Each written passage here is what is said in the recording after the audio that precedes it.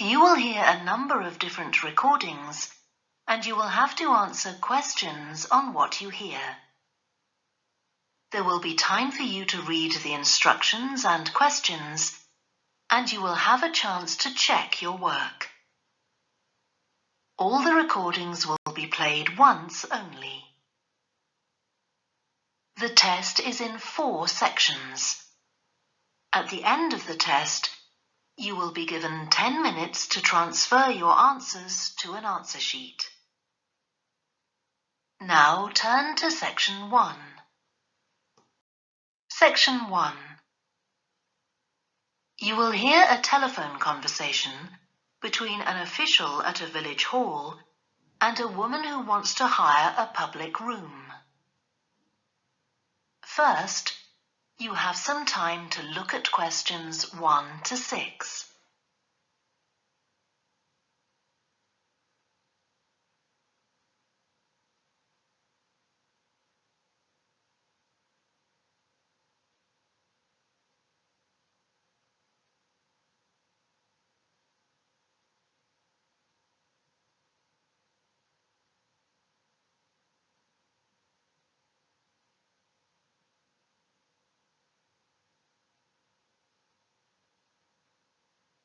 You will see that there is an example that has been done for you.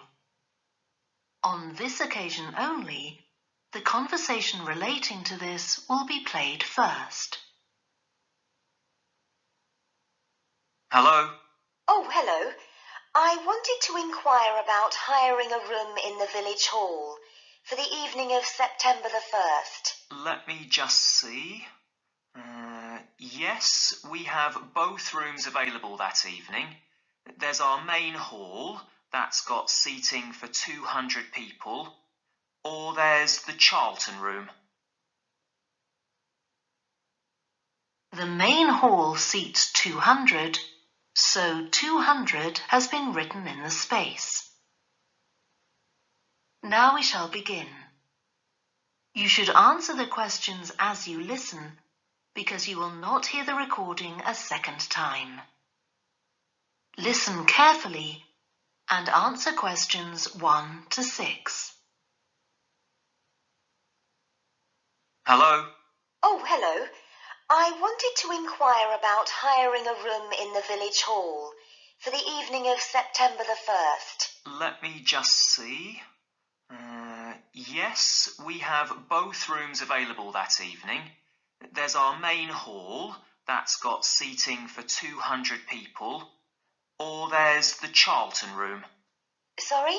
The Charlton room, Charlton.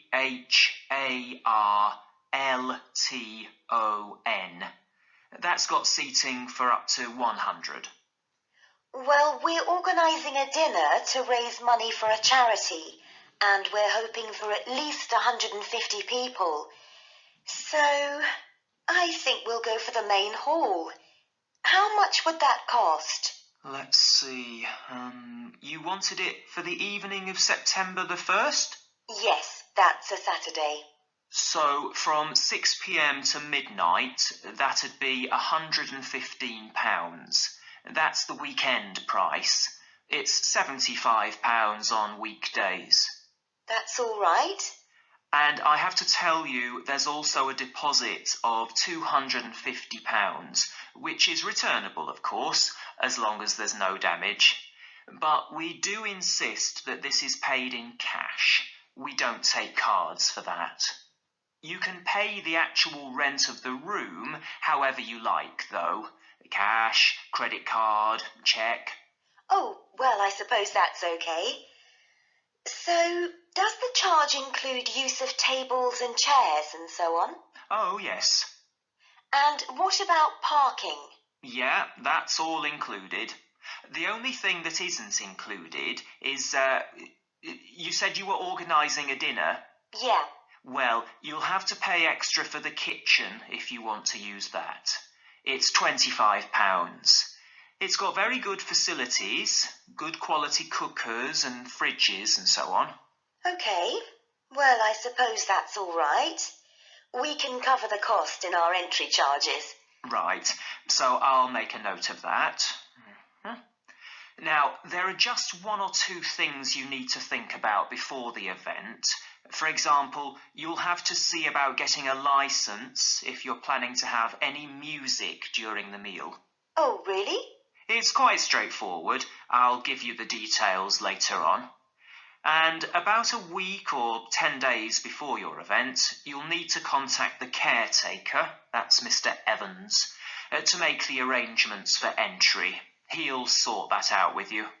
And do I give him the payment as well? No, you do that directly with me. Before you hear the rest of the conversation, you have some time to look at questions 7 to 10.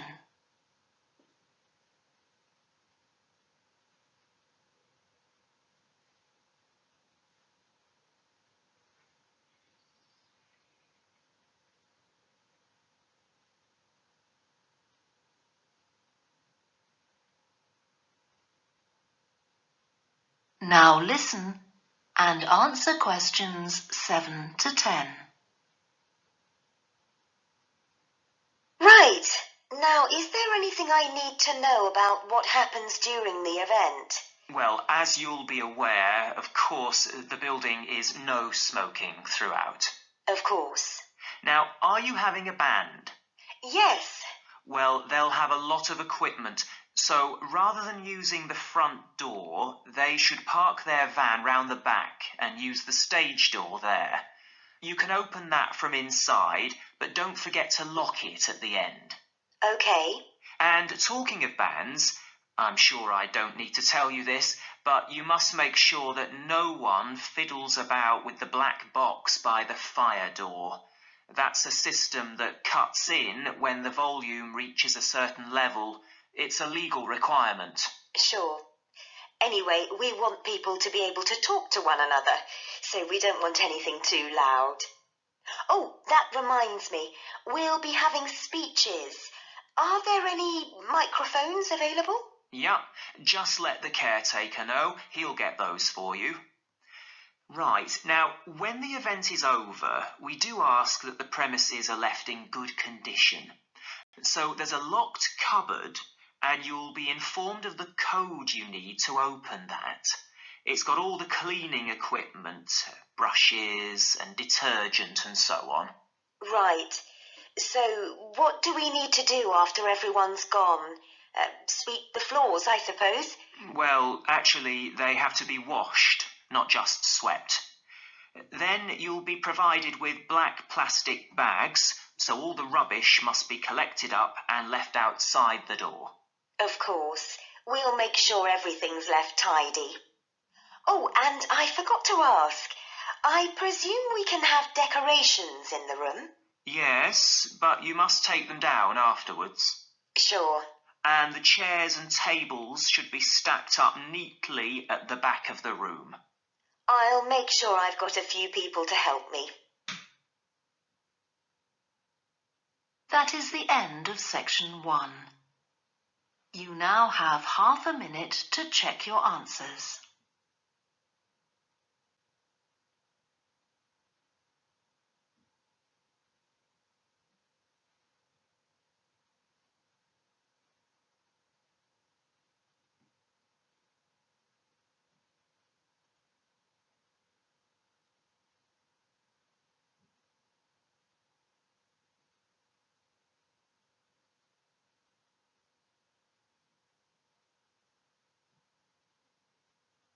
Now turn to section 2.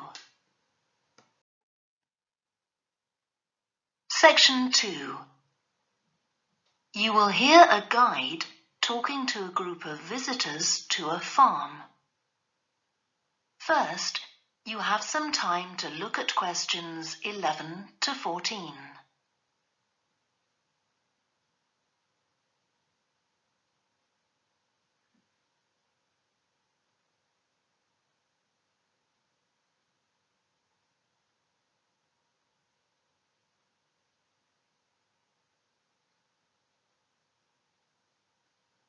Listen carefully and answer questions 11 to 14. Welcome to the Fiddy Working Heritage Farm. This open-air museum gives you the experience of agriculture and rural life in the English countryside at the end of the 19th century.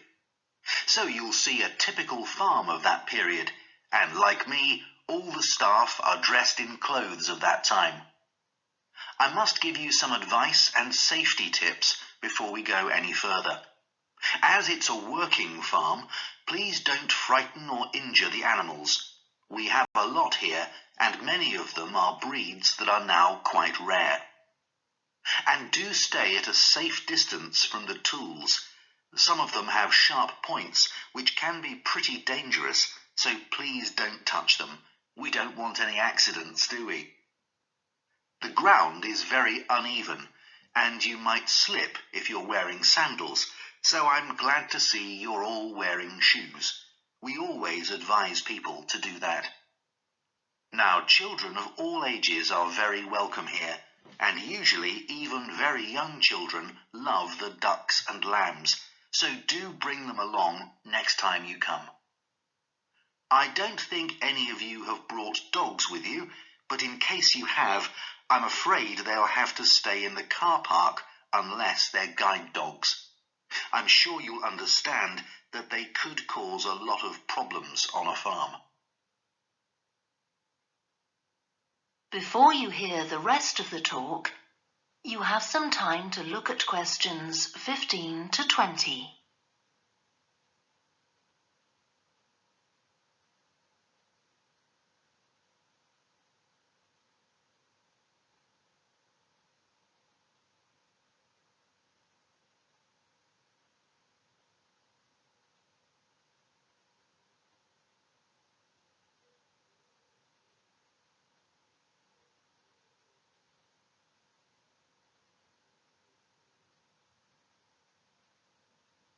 Now listen and answer questions 15 to 20.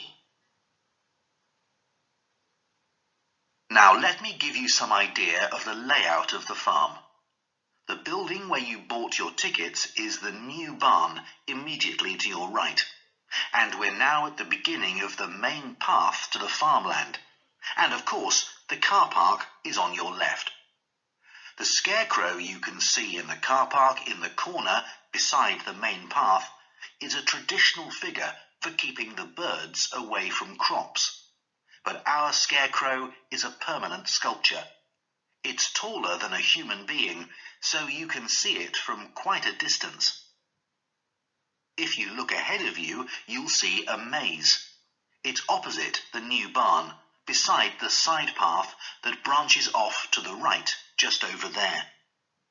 The maze is made out of hedges which are too tall for young children to see over them, but it's quite small, so you can't get lost in it.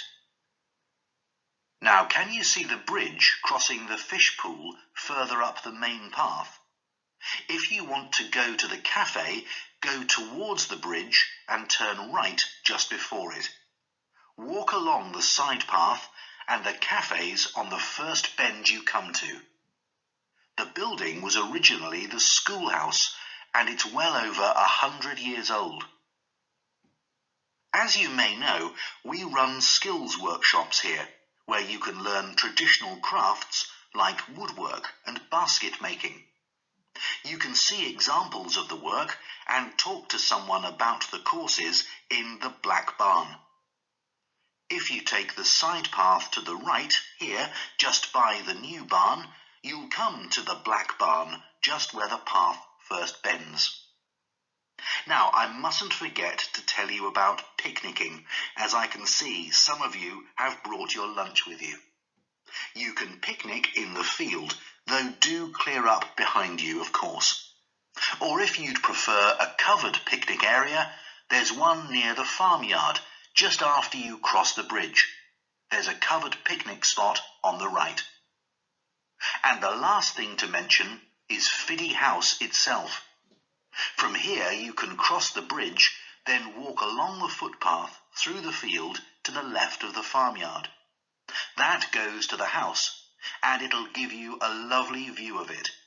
It's certainly worth a few photographs, but as it's a private home, I'm afraid you can't go inside. Right, well, if you're all ready, we'll set off on our tour of the farm. That is the end of section 2. You now have half a minute to check your answers.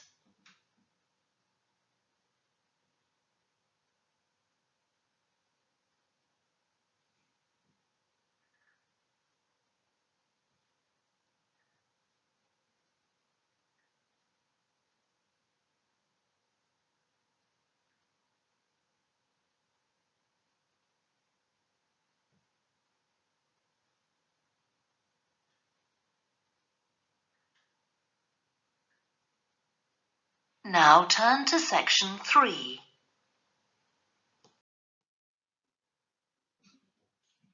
Section 3. You will hear 2 psychology students called Lisa and Greg discussing a project they have to do. First, you have some time to look at questions 21 to 27.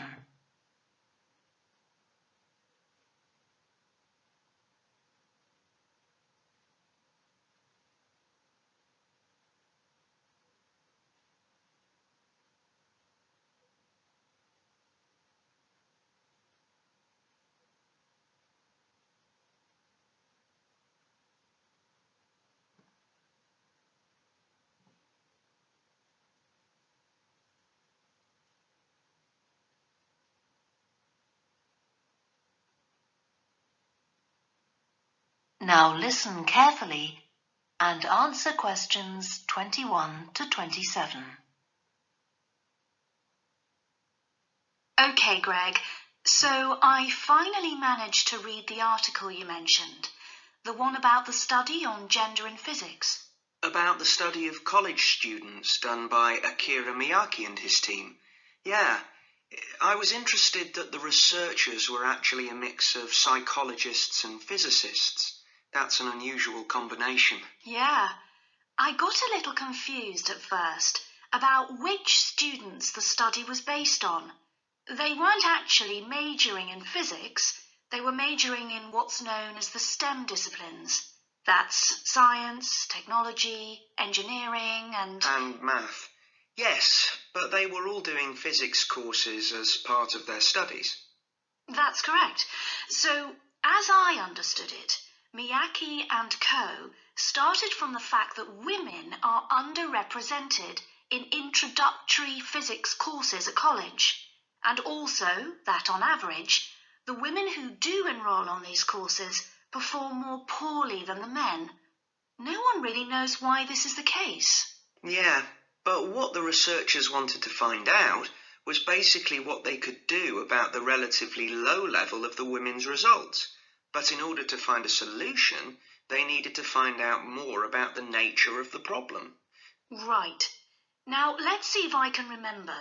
It was that in the physics class, the female students thought the male students all assumed that women weren't any good at physics. Was that it?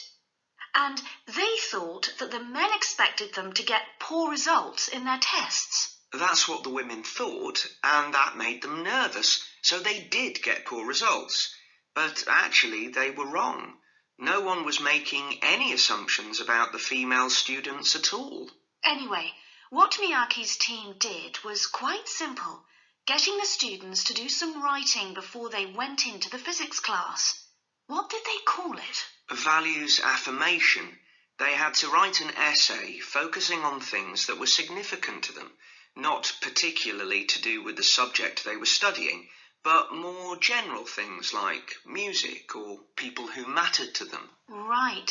So the idea of doing the writing is that this gets the students thinking in a positive way. And putting these thoughts into words can relax them and help them overcome the psychological factors that lead to poor performance. Yeah. But what the researchers in the study hadn't expected was that this one activity raised the women's physics grades from the C to the B range. A huge change. Pity it wasn't to an A, but still. No, but it does suggest that the women were seriously underperforming beforehand in comparison with the men. Yes. Mind you, Miyake's article left out a lot of details, like did the students do the writing just once or several times? And had they been told why they were doing the writing? That might have affected the results.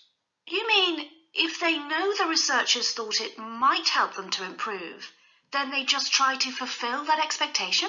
Exactly. Before you hear the rest of the discussion, you have some time to look at questions 28 to 30.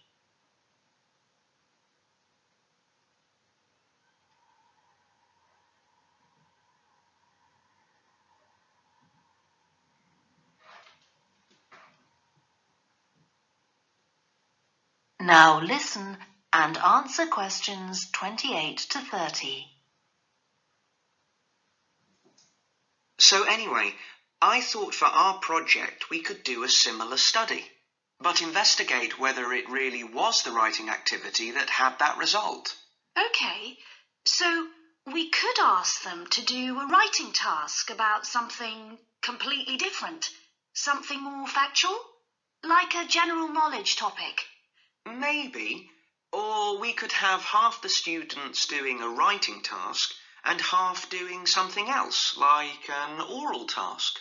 Or even half do the same writing task as in the original research and half do a factual writing task. Then we'd see if it really is the topic that made the difference or something else. That's it. Good. So, at our meeting with the supervisor on Monday, we can tell him we've decided on our project. We should have our aims ready by then. I suppose we need to read the original study. The article's just a summary. And there was another article I read by Smolinski. It was about her research on how women and men perform in mixed teams in class, compared with single-sex teams and on their own. Let me guess. The women were better at teamwork. That's what I expected. But actually, the men and the women got the same results, whether they were working in teams or on their own. But I guess it's not that relevant to us. What worries me, anyway, is how we're going to get everything done in the time. We'll be okay now we know what we're doing. Though I'm not clear how we assess whether the students in our experiment actually make any progress or not. No, we may need some advice on that. The main thing's to make sure we have the right size sample, not too big or too small. That shouldn't be difficult. Right, what do we need to do next? We could have a look at the timetable for the science classes, or perhaps we should just make an appointment to see one of the science professors. That'd be better. Great. And we could even get to observe one of the classes. What for? Well, okay, maybe let's just go with your idea. Right, well, I think that's everything for now. That is the end of section 3. You now have half a minute to check your answers.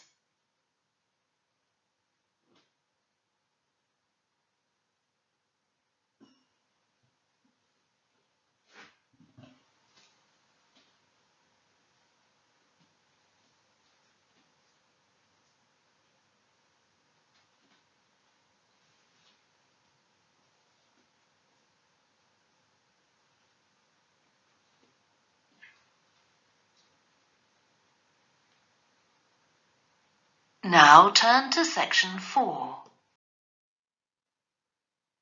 Section 4. You will hear part of a student presentation about the variety of different species that live in the world's oceans. First, you have some time to look at questions 31 to 40.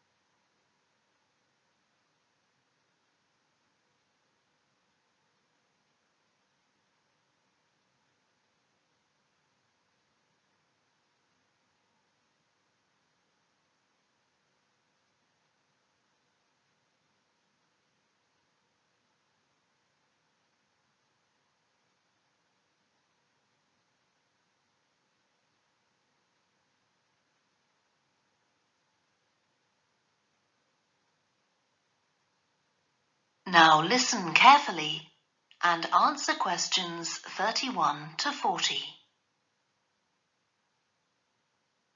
I've been looking at ocean biodiversity. That's the diversity of species that live in the world's oceans. About 20 years ago, biologists developed the idea of what they called biodiversity hotspots. These are the areas which have the greatest mixture of species. So one example is Madagascar. These hotspots are significant because they allow us to locate key areas for focusing efforts at conservation. Biologists can identify hotspots on land fairly easily, but until recently, very little was known about species distribution and diversity in the oceans, and no one even knew if hotspots existed there.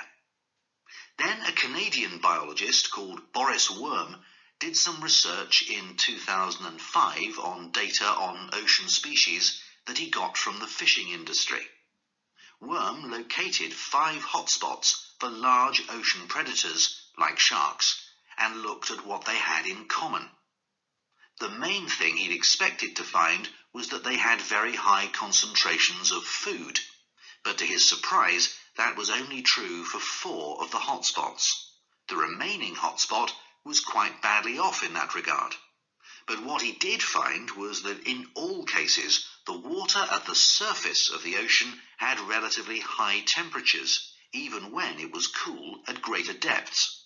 So this seemed to be a factor in supporting a diverse range of these large predators. However, this wasn't enough on its own, because he also found that the water needed to have enough oxygen in it. So these 2 factors seemed necessary to support the high metabolic rate of these large fish. A couple of years later, in 2007, a researcher called Lisa Balance, who was working in California, also started looking for ocean hotspots, but not for fish. What she was interested in was marine mammals, things like seals. And she found 3 places in the oceans which were hotspots, and what these had in common was that these hotspots were all located at boundaries between ocean currents. And this seems to be the sort of place that has lots of the plankton that some of these species feed on. So now people who want to protect the species that are endangered need to get as much information as possible. For example, there's an international project called the Census of Marine Life. They've been surveying oceans all over the world, including the Arctic. One thing they found there, which stunned other researchers, was that there were large numbers of species which live below the ice, sometimes under a layer up to 20 meters thick. Some of these species had never been seen before.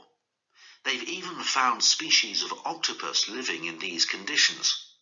And other scientists working on the same project, but researching very different habitats on the ocean floor, have found large numbers of species congregating around volcanoes, attracted to them by the warmth and nutrients there.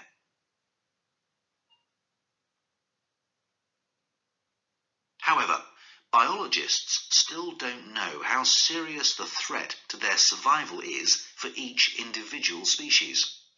So a body called the Global Marine Species Assessment is now creating a list of endangered species on land, so they consider things like the size of the population, how many members of one species there are in a particular place, and then they look at their distribution in geographical terms.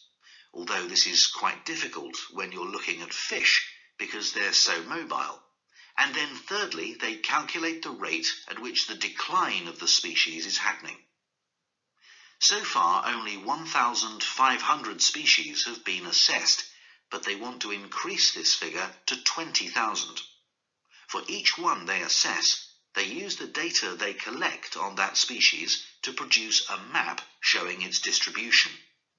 Ultimately, they will be able to use these to figure out not only where most species are located, but also where they are most threatened. So, finally, what can be done to retain the diversity of species in the world's oceans? Firstly, we need to set up more reserves in our oceans, places where marine species are protected. We have some, but not enough. In addition, to preserve species such as leatherback turtles, which live out in the high seas but have their nesting sites on the American coast, we need to create corridors for migration, so they can get from one area to another safely. As well as this, action needs to be taken to lower the levels of fishing quotas to prevent overfishing of endangered species. And finally, there's the problem of bycatch. This refers to the catching of unwanted fish by fishing boats. They're returned to the sea, but they're often dead or dying. If these commercial fishing boats used equipment which was more selective so that only the fish wanted for consumption were caught, this problem could be overcome. Okay, so does anyone have any questions That is the end of section 4. You now have half a minute to check your answers.